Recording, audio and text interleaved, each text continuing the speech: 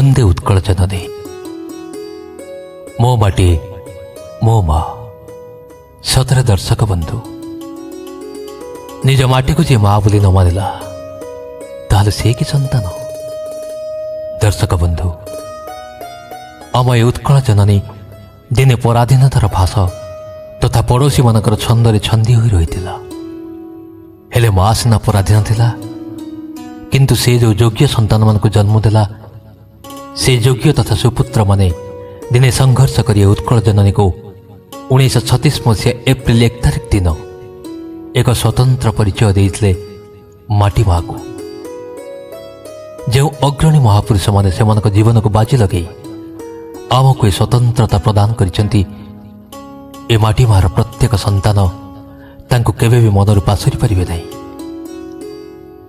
अग्रणी नायक बरपुत्र श्री मधुसूदन दास को द्वारा 1902 रे गठित उत्कल सम्मेलन ही प्रमुख भूमिका निभाइथिला ए माटी माँ को स्वतंत्रता देबारे।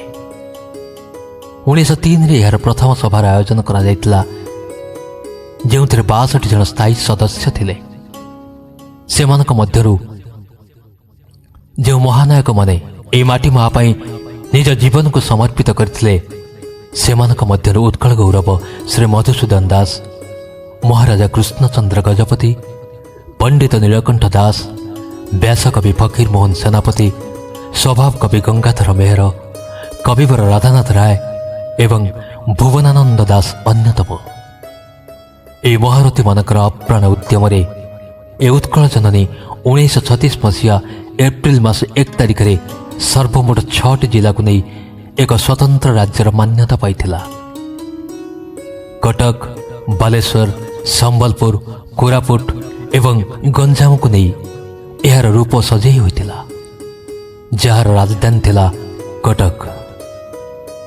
हाँ दर्शक बंधु से महापुरुष मान को आउ थे मन पकईबा मो ओडिशा परिवार तरफरु से महान मनीषी मान को शत शत प्रणाम तथा आमर प्रिय दर्शक मान को अनेक अनेक शुभेच्छा तथा शुभकामना।